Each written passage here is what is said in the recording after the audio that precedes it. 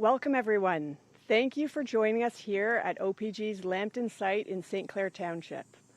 My name is Kim Lauritsen. I'm the Senior Vice President of Enterprise Strategy and Growth at OPG, and I'm proud to be joined here today by Ontario Minister of Energy and Mines, Steven Leche, Associate Minister of Energy Intensive Industries, Sam Oosterhoff, MPP Bob Bailey, St. Clair Township Mayor Jeff Agar, and the Chair of the Board of Directors of the Macdonald-Laurier Institute, Jerry Proti.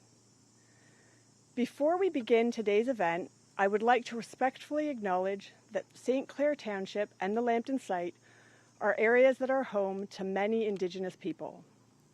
To acknowledge the land is to recognize and honor the connection Indigenous people and their ancestors have with it since time immemorial. We offer gratitude to Indigenous communities for their care of and teachings about this land on which we have the privilege to live and work. As a company, OPG remains committed to developing positive and mutually beneficial relationships with Indigenous nations and communities. And this includes building strong relationships with the Aamjiwnaang, Caldwell, Chippewas of Kettle and Stony Point, Chippewas of the Thames, and Walpole Island First Nations. As you know, the Lambton site played a huge role in powering Ontario for more than 4 decades.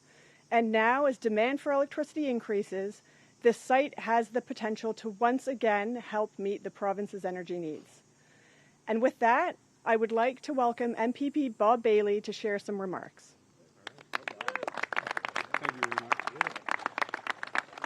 Well, reading off the teleprompter, it says, hello everyone, my name's Bob Bailey. I think everybody knew that. But anyway, I want to begin right off the get-go by welcoming everyone and thanking you for joining us on such a beautiful day here in Sarnia-Lambton for today's exciting announcement. I want to acknowledge also the dignitaries that are joining us today, including Minister Lecce, Associate Minister Oosterhoff, Parliamentary Assistant Rudy Cuzzetto, MPP Liardi, MPP Bama, and my neighbor in Lambton, Kent, Middlesex, MPP Steve Pinsino.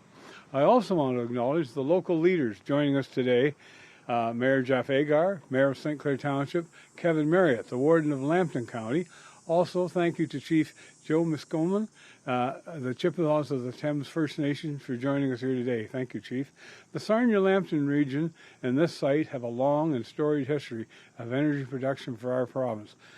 For more than 4 decades, the Lambton generating station that stood at this site helped to power our province and grow our collective economic prosperity. Today, I'm pleased to once again welcome Ontario's Minister of Energy and Mines to Sarnia-Lambton to share with you exciting news about the future of this storied location and what that means for the Sarnia-Lambton community, the province, and the workers of this province. Without further ado, please join me in welcoming Ontario's Minister of Energy and Mines, the Honourable Steven Leche, to the podium. All right. Minister? Thank you, sir. Always a pleasure. Thank you so much. It is great to be back. We were just here just over a month ago with some of our esteemed municipal leaders, mayors, wardens, councillors, the skilled worker unions who have showed up en masse today. We stood together, part of a broader vision to build this country. A plan with energy security at the forefront of everything we do, thinking about the Northern Shield, a pipeline that connects Western commodities to Eastern manufacturing and refinery capacity. And we're back today with a strong team. You've got Sam Oosterhoff here, Rudy Cuzzetto. You've got Bob Bailey, Uncle Bailey, as he's affectionately known at Queen's Park. Steve Pinsino, Will Boma, Anthony Liardi.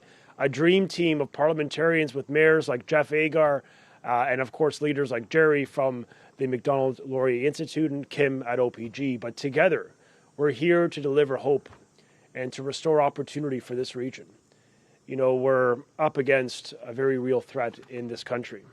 I think we're in uncertain times, and President Trump's actions can only be interpreted as nothing less than a direct attack on our sovereignty, on our workers, on our future.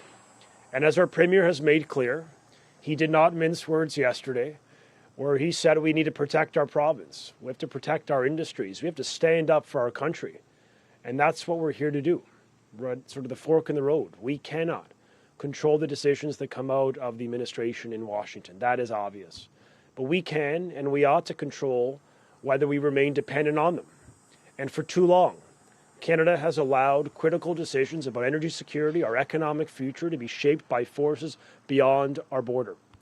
Energy independence has always been vital. But today it's more than just keeping the lights on. It is about our national security and sovereignty. It's about making power, about having the power to make our own decisions, build our own industries, and fuel our economy right here at home. Now, we know what happens when governments fail to plan for the unexpected, fail to think about the next generation. It was 2013 when the former Liberal government shuttered the Lambton coal plant with no plan to protect those workers, no plan to diversify those workforce into other jobs. And we saw stagnation. We saw hardship. We saw hundreds of people lose their job overnight. And it's a decision that just didn't leave a community behind. It weakened our energy security. And it's a careless decision like that that has lasting impacts a generation later. But I'm not here, and we're not here to dwell on the past. We're really here to change the future in partnership. And that's why today we're writing the next chapter for this country. We're standing up for our sovereignty by working with St. Clair Township, because no matter what President Trump thinks, Canada will never be the 51st state, and we're not going to back down in this moment. And so, to make sure we fortify our economy, we do big things in this nation. We create tens of thousands of jobs for our skilled workforce, and we restore this site as a center of opportunity, jobs, and growth. We are proud. This strong parliamentary team, of course, Bob and Steve as the local leaders in Lambton, we are proud to announce that we're bringing life back to this site. We're delivering $500,000 in growth readiness funding to St. Clair Township, and we now are launching a plan to generate new power right here at the former Lambton Generating Station, including a plan of nuclear energy to really fire up the supply chain of Canada. You know, our Premier has a vision. 150,000 jobs to build nuclear energy in this country by building the largest nuclear plant on North America. OPG is building large-scale nuclear on time and on budget. Unheard of in the world. It is our value proposition. It's our moment to flex that we're doing something right. And we know that in this community, there is tremendous opportunity. And once a symbol of uncertainty, this site, it's now turning into a land of opportunity. The previous government, we know, left this community behind, but our government and our Premier is committed to be here. Now, he called me just before as I was driving in, he gave me a shout. And he wanted me to express gratitude to Bob, Uncle Bob, as he affectionately said. He said to tell the people of this community, Bob and Steve have both been working around the clock to advocate for this project. And we wouldn't be here if you didn't have strong partners on the ground. And so, Mayor, I want to thank you for the work you do. You've been a strong voice for energy generation. We've seen you in the news calling for the governments to invest more in this community. And we agree with that premise, Mayor. And that's why I thought today would be a good news story for your community. But the truth is the Premier is very grateful to the work you're both doing in this community, to all these parliamentary leaders, because we're doing something right. We're standing together. We're united in this nation in the moment. And we know that when we build new generation, we're not just building a plant. It's not just about the brick and mortar. It's about building the foundations for growth. It's about creating tens of thousands of jobs for young girls and boys today. It's about keeping them in the communities they were raised. And that's what we're here to do. And we're making sure that Ontario has the reliable power we need, clean power for future generations. I mean, the truth is, folks, we need to generate 90% more power by 2050. And the question is, how do we do it reliably, responsibly, using made-in-Canada technology? How do we double down on Canada? And one of the few tariff-proof, recession-proof industries that are emerging is nuclear, where the technology is Canadian, the fuel is Canadian, the workforce is Canadian, built by and for Canadians. And so this is our moment to do and to build big, knowing that no matter what the insanity that happens or comes out of Washington, we will be strong, free, and united. And that's what we're here to do. So I want to thank you all for this amazing opportunity. And more than anything else, express gratitude to our community and introduce the Minister who's been playing a vital role in helping to connect energy-intensive industries to energy generation, and a strong advocate for Southern Ontario, and that's Sam Oosterhoff. Thank you so much. Thank you, Minister Leche. Good morning, everyone. It's a privilege to be back here in beautiful Sarnia-Lambton. Uncle Bob, you do truly have, I come from the Niagara region, but I have to say you have one of the most beautiful parts of the province. It's a privilege to be here. You also have just remarkable workers and industries. We've been through many of them together over the past couple of years, seeing their resilience, their dedication, their excellence, and their entrepreneurial spirit. And I'm excited to be here to share in this news with Minister Leche, someone who has driven change in this sector like you and I have never seen before, someone who took the bull by the horns when he came into this portfolio just 2 years ago and has really revolutionized the future of energy production here in the province of Ontario, leading the way to deliver the tens of thousands of jobs that are throughout our supply chains, and driven the entire time by a focus on affordability, both for industry, but also for families, for seniors, for those on fixed income, and ensuring that we're marrying that economic opportunity that's provided through the supply chains and through the massive infrastructure projects that will be coming also right here to beautiful Sarnia-Lambton, to the opportunities that we need to support those industries. Now, he talked about the unprecedented electricity demand we're seeing. It's a demand that's as high as 90% by 2050, almost doubling our entire demand here in the province. And that's exactly why this project is going to be so important for St. Clair Township, providing up to 900 megawatts of new power to support growth for generations to come. And a megawatt is the equivalent of 1,000 new homes. So almost the equivalent of 1 million homes will be powered out of the incredible small modular reactors that we are going to be advancing here on this site. And I know they're called small, but if you've had a chance to go to Darlington and see those sites, I'm never sure if small is the right word, because they are massive. They're huge for a local economy, and they're also going to provide, again, tens of thousands of good jobs in the surrounding area through those supply chains and through the construction work. It's under the leadership of Premier Ford and this minister, Minister Leche, that has seen an all of the above energy approach, exploring opportunities for new generation across the province in St. Clair and Haldimand County, Port Hope. It's ensuring that in every corner of this province we have the clean, reliable power that we need to build, to grow, and to prosper. And I've been here a number of times. We've talked about this. The companies like Suncor, Arlanxeo, Nova Chemicals, they come together to power Lambton County's economy, and they're making it one of Ontario's fastest growing economic hubs.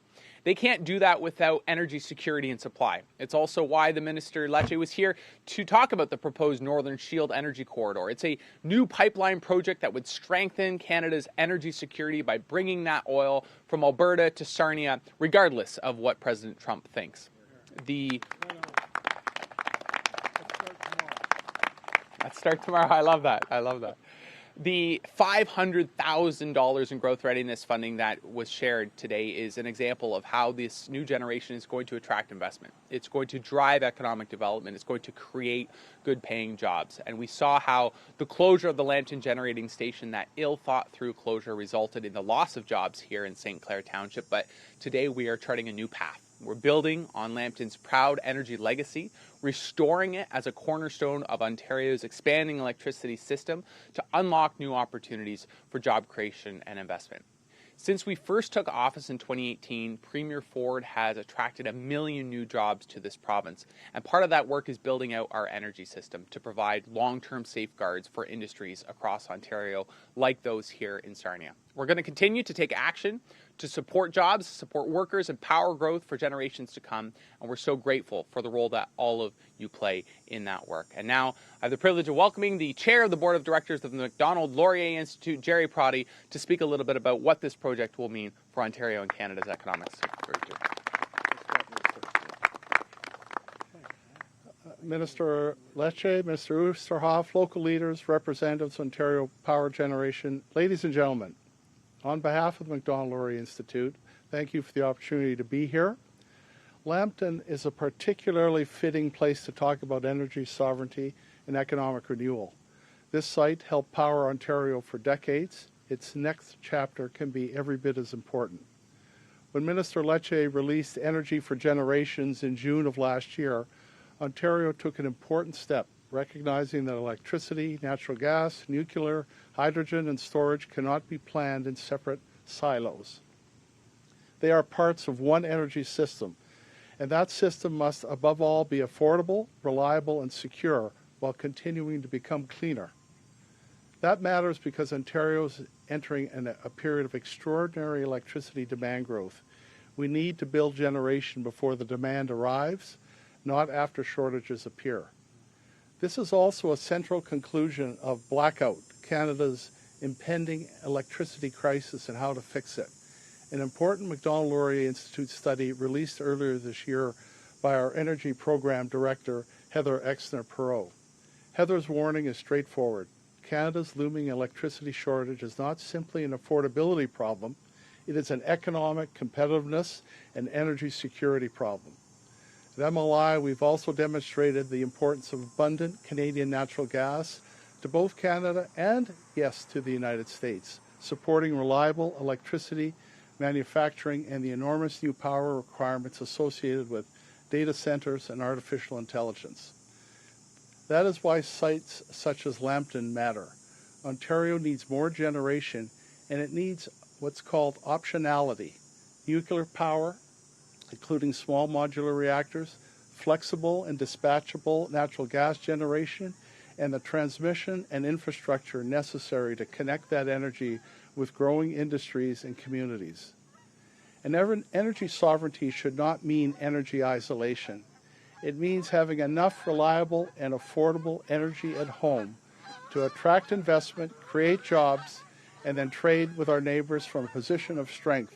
And as you can see, one of our national symbols is agreeing with us as we go forward. Lambton has the infrastructure, the industrial heritage, and the skilled workforce to help Ontario do exactly that. Thank you very much.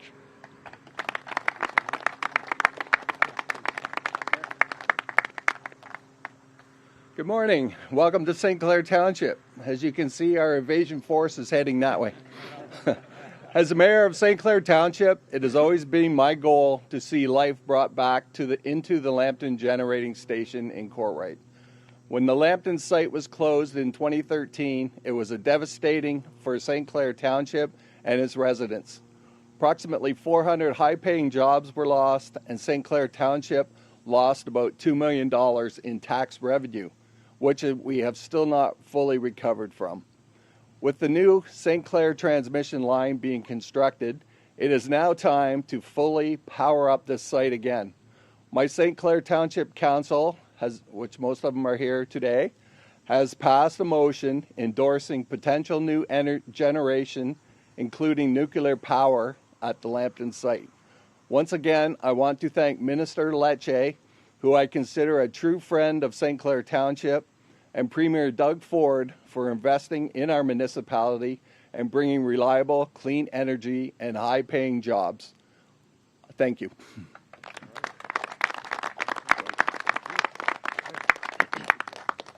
We will now begin the Q&A. Any media can line up next to me. The format will be one question and one follow-up, and please say your name and outlet when you approach the mic. Good morning, Sean Irvin from CTV News in London. Hi, Sean. Good morning, Minister. My question for you today is, given comments yesterday and today from the U.S. President, will you look to fast-track this potential project, as in faster than you might have before the last couple of weeks, to create jobs in Ontario? And if so, what we had not heard is any kind of timeline from you or your government as to when you might actually see something up there that resembles what you're talking about today. Yeah. I think the most recent rhetoric and the most recent attack by President Trump on Canada has underscored why Premier Ford believes we have to move fast. We committed to bring life back to this Lambton site before the most recent the trade negotiation failed to reach an outcome. But we are motivated to move fast and get this project done, working in partnership with the community. We want to have a bias of action. And I think in this moment, Canadians want speed, they want unity, they want collaboration. Now, nuclear projects can take up to a decade of time, but our commitment is to work fast, responsibly, and collaboratively with not just the municipality, but First Nations, local stakeholders, right holders, to get it done. Now, as you can appreciate, you may generate power in a decade, but the jobs start almost immediately, right? The leveling of the land, all the construction work, the civil work.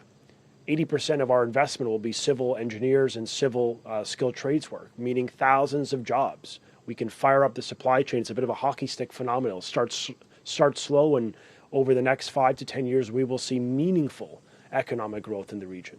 Now, of course, the municipality and the community may opt for natural gas. That's a quicker path to getting the generation. Today's announcement is about committing to generate net new power. It's about demonstrating that we can do it using Canadian tech, Canadian workforce, Canadian ingenuity.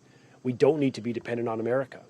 And energy security is important. You know, the president just in his most recent tweet, I think the one, late last night, spoke about, he mused that much of the Canadian energy goes through the United States.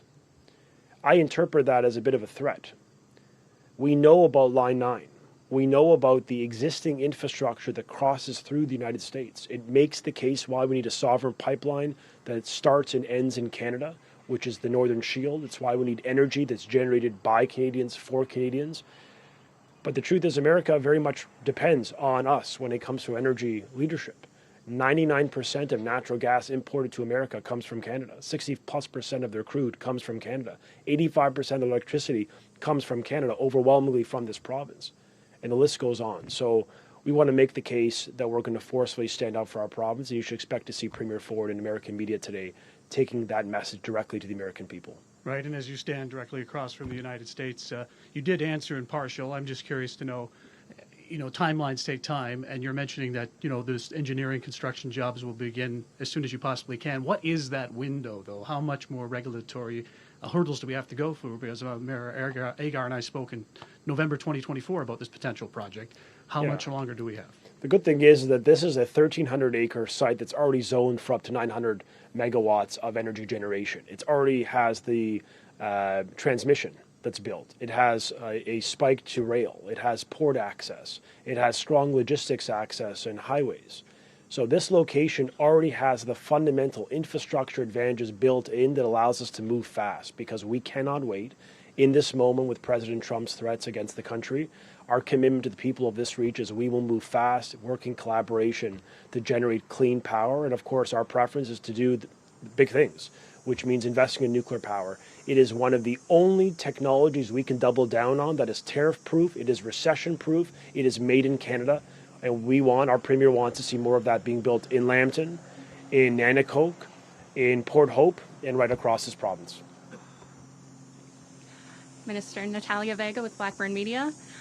Just wondering if you can elaborate on the type of work or studies that need to be done depending on whether it's nuclear or not.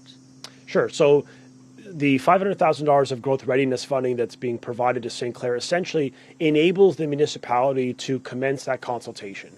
We've always said, unlike the former Liberals who imposed energy generation on unwilling communities. I mean, remember, a decade ago, folks, this press conference you would have been seized with asking me questions of why the Queen's Park and bureaucrats and politicians in Toronto imposed windmills on unwilling communities across rural Ontario. That's not the conversation, because our government changed the policy.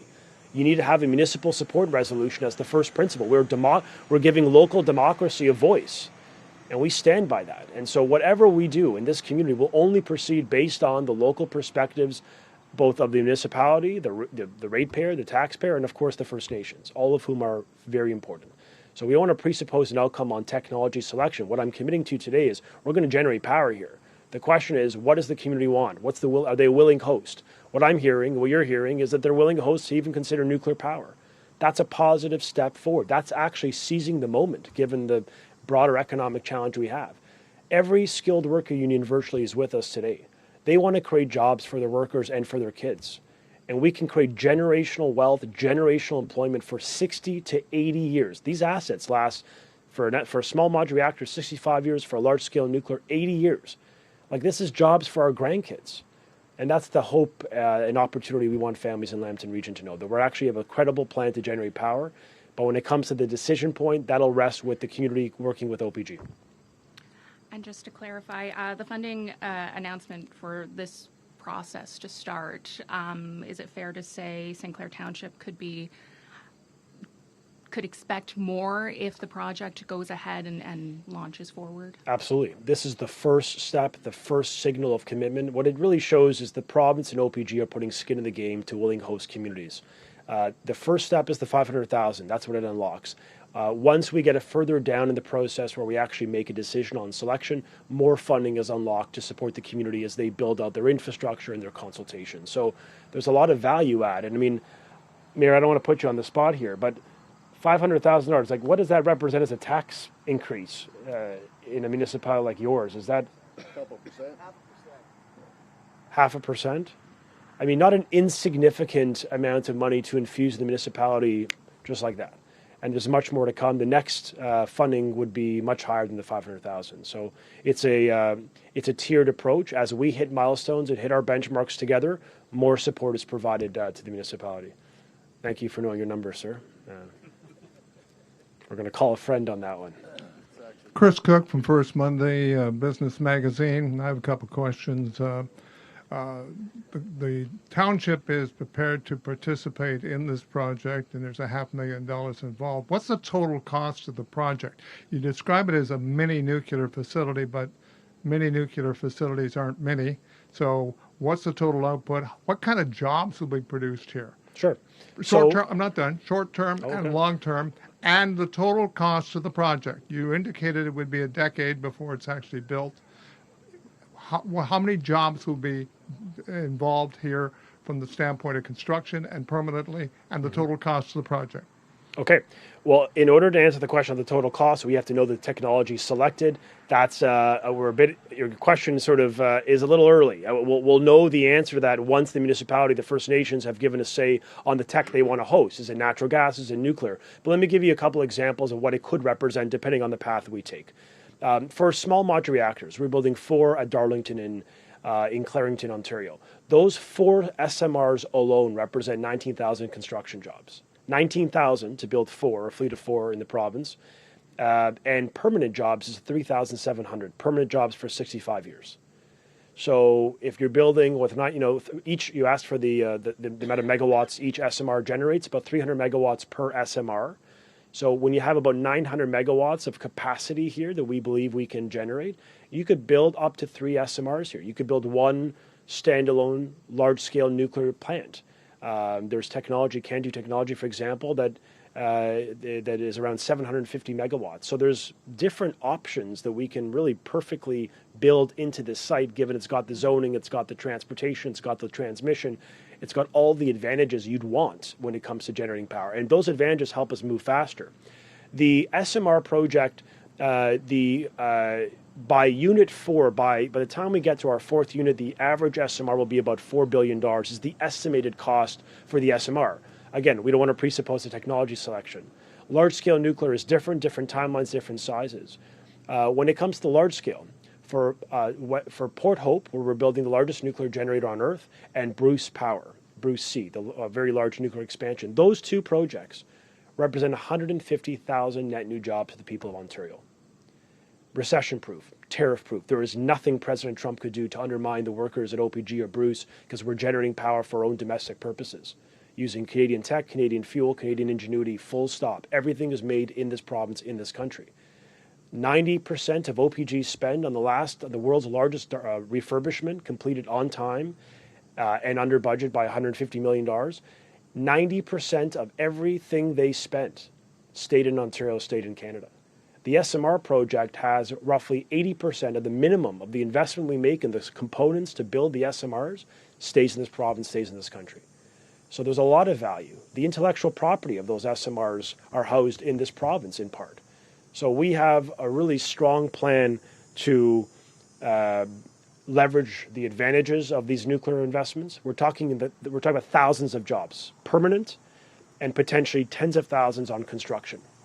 And I hope that gives a great sense of hope to young people out there who are looking for jobs. We are aware of the youth unemployment rate. Like, this is a plan that can give kids work for the next 60 to 80 years. And I think it's a very positive message I want families to hear, especially given the insanity and the sense of insecurity we face given President Trump's comments as of late. Thank you, sir. Hi there. Good morning. My name is Kathy Dobson, and I'm a freelance journalist here. This one's for the Petrolia paper. Okay. Minister, can you specifically tell us what the $500,000 is for? Sure. And also, I hear a tendency to talk about the small nuclear, but right now are like other forms are still on the table. Can you talk about that? And in fact, if the province tends to favor small nuclear at this point, that's what it sounds like. Look, we favor clean energy generation. We want to generate power with great yield and with long-term timelines. I mean, long-term lifespans. We're going to respect the voices of this community, and we're going to work in good faith with MPP Bob Bailey and Steve Pinsonneau and the entire region that is represented here. Ultimately, we believe in the local community having a say, and that's what we're going to make our decision based on. But if you're asking me, where do we think we can get the greatest yield, the greatest return on our investment, the greatest lifespan, 80 years versus 25, nuclear versus, say, natural gas? If you're asking about, Canadian technology, Canadian fuels, Canadian workforce, you're asking about generational opportunities. Yeah, my bias is towards nuclear, but ultimately I'm not the person making the decision. It's you. You're a community. You're a resident here. Your voice will matter much more than mine. We are actually giving communities a say to be in the driver's seat of their own destiny. What we're committing to is we're going to generate power one way or another. The question is what type of power. I think we should go big. I think we should be ambitious. I think we should do things that are going to leave our kids better off. And so, yeah, you're hearing a bit of a preference for nuclear, but we're going to respect the will of this community. I think if this community wants a serious economic diversification plan to create generational employment, nuclear is the way. But look, you may say to me, and you can make a good case, we can't wait a decade. I need jobs tomorrow. Well, then a natural gas project, we can get that fired up in a matter of 2-3 years. So it really comes down to a cost benefit, and only the local community, the First Nations, they're going to have to make those determinations. We'll do our part to support them. But we see this as an awesome place for nuclear power. I mean, it's just so perfectly located. You have massive generation, between the agricultural increase of demand, manufacturing, as well as greenhouses. We need a lot more power. This region exceeds the provincial average when it comes to our demand forecast. So let's be ambitious. Let's do things that are good for Canada. Let's ultimately give our kids hope and opportunity and create jobs for the next generation. That's why we're here today. On the $500,000, it supports the municipality on essentially capacity. It's capacity funding. It helps them navigate. It helps them consult. It helps them do their due diligence. I don't expect Lambton County to have a nuclear expert on their payroll, right? I mean, they have other competencies, but probably not one. That's not the one that they, their big area of focus. So this allows them the dollars to do what they need to do to get it right locally. And I don't want to speak for the mayor. Mayor, if you have anything you'd like to add about how you envision the funding, you're welcome to share it today. Just as you just said, it's for down the road, future. I can't see anything permanent right now to do, but it's as you said a year ago, it's in our court. Yeah. And whatever we need, it'll go towards that.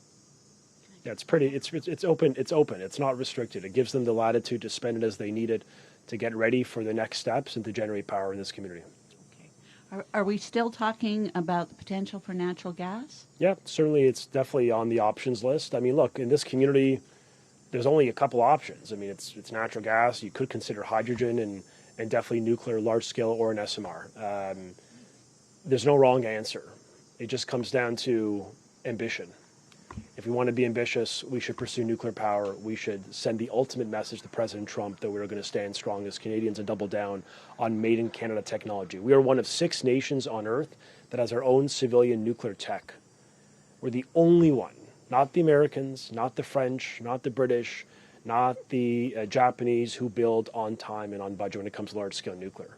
OPG, I mean, to Kim's team, refurbished the largest reactor ever in global history, 6 months ahead of schedule and $150 million below budget. That's never been done. Bruce Power just brought back a unit, $150 million of savings to the ratepayer, 7 months ahead of schedule, the fastest return of a unit ever recorded in North American history. So, I'm very proud of our workers, proud of OPG, proud of Bruce Power, and proud of this community for having the courage to be a willing host, to do the right things, the courageous things to create jobs for their kids. That's, I think, what leadership's about. So I want to thank the mayor, thank the council, thank the skilled trades union representatives who are with us, and thank every MPP here who's been a strong voice for energy generation in the province of Ontario. Okay, thank you all. All right.